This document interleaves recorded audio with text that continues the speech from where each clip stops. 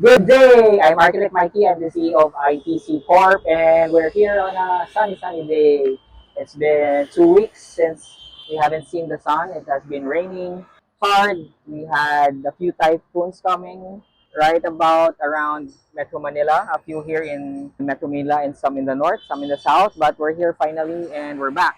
We were not able to do structural works because it was really pouring hard. And also for those that were not flooded, they could not come here also because there's no transportation because the roads are flooded. And especially here in this area, this area, Araneta, it's prone to flooding. And on the other side also, Maria Clara. And finally, we're here. So we've been back in action since, was it just yesterday? Yeah, I think just yesterday. And we're almost done. This will take a few more hours to check, but we're supposed to be done here with our conduits roughing in. So as I mentioned before, we use only PVC when it's embedded inside the concrete because the concrete will make it safe. And we have some toilets over there, so you can see the sanitary pipes. Sometimes we place the pipe itself with the sleeve. Sometimes we just leave the sleeve there so that we don't need to stock as many pipes on site, especially if there's limited space. But just make sure that the pipes are in the right size, and once we remove the sleeve, the pipe will fit all right. So what we're going to do is just preparing for the concrete pouring. It's going to be 148 cubic tonight. We'll start at about 7 p.m. So the we should be up and running by before 7. So it should be here by 6 p.m. That's why we normally do this at night, is to avoid traffic congestion from the batching plant to here, which sometimes could take almost an hour, or during off hours.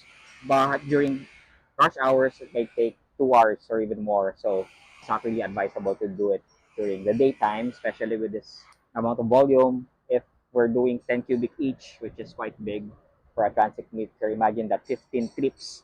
But I think most of our mixers here are around 8 cubic. So you do the math, I think that's almost 20 trips, right? So 8 times 10 is 80, 160 is 20 trips. So it's gonna be chaos right over here, especially in this intersection here. There's a small road here where we have some access. So we placed our gate not in front, our access gate, so that will reduce traffic. But it should be somewhere here so that it won't cause traffic, not just on the main road, but also on the side streets. So as you can see here, all the stairs are prepared. We'll show some videos and pictures for you later because for this phase, we're just gonna end here, and this is the third floor, which is the deck or the slab, the suspended slab of the second floor. So the challenge here is to make it really smooth because it may take some time before we continue to the upper floors because this is the budget for now and the demand for the classroom are just up to here right now. So we have to apply waterproofing because we don't know, maybe next sem or next year project will continue and we cannot stop the rain from seeping through the deck, right? So we're gonna use Sika 1, and if you need technical specifications or supplier with a good discount, we know a supplier we can recommend, so just message us. And we're also checking the rebars again since we've been away for quite some time. And we're also going to check the positions of the lights. So make sure it's on the right spot because this is open slab socket. So there's no ceiling.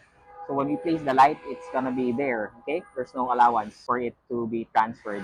No more flexible pipe, no more flexible conduit, metal or plastic that you can adjust. So for example, this is your slab and this is your ceiling. Normally you still have, space to adjust within a meter or so, but this time it has to be fixed right here, so there's no space to adjust. So it has to be perfect. We're gonna remeasure that again if nothing was moved. Sometimes, the other workers that don't participate in this actual trade, like for example, painters running about here, they might, accidentally move the utility boxes and we'll have a little displacement. So we don't want chipping in our slab later on.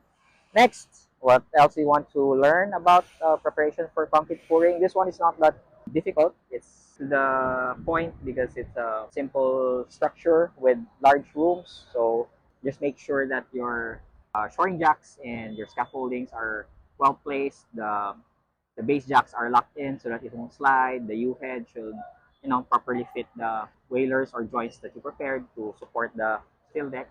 And one advantage actually of this steel deck is it also improves waterproofing. So we don't have much joints anymore here. No concrete cold joints for this pouring. Hopefully before sunrise, until we finish this one. Again, it depends on the traffic and the batching. So we try not to put too many transit mixers lining up because we don't want to overmix the concrete. It should not stay too long as designed. Usually it's a maximum of 1 hour. For this pouring, what makes it this different from the other ones is we'll use 14 days curing. So normally concrete cures at 28 days. So that includes almost all concrete. Like if you do plastering, even if it's hard, it's cured 28 days. So it still emits some, I would call it fumes to simply explain it. If you paint it right away, the paint will detach itself. It will cause some bubbles or flaking. And the same is true with the concrete. So this time we'll do 14 days because we lost 2 weeks in the process of the normal weather in the Philippines. So we have to cope with this lost 2 weeks. And even our painting is also quite affected. So right now, we're letting it dry. Maybe we can apply some skim coat already. But yesterday, it was still cold, a little rain, so we still could not paint outside. But the sun came out just a few hours ago, and here we are. So thank you for watching. This is Architect Mikey, your host for today.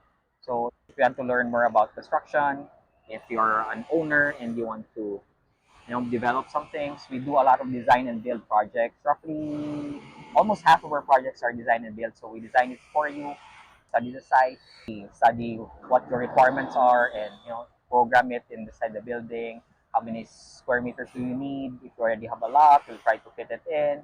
Check the local regulations aside from the National Building Code, height restrictions, and many other things that you might want us to consider. And of course, since we're a contractor, we can somehow give you real-time running cost of everything. So we prepare a BOQ, that's a detailed bill of quantities, what will be included in the cost. And if there are changes along the way, that's okay. We can just adjust as long as it's not yet built. Madali po kami kausap.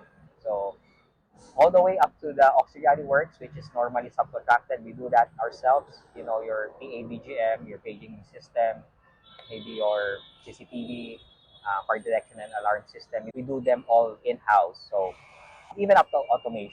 So we only do this other services for our clients, for you, who we will build the building for. And that's why we have all our resources to attend to your building needs. And I hope you can also see our other projects like commercial buildings, residences, fit outs, renovations, and all. See you again. Bye bye.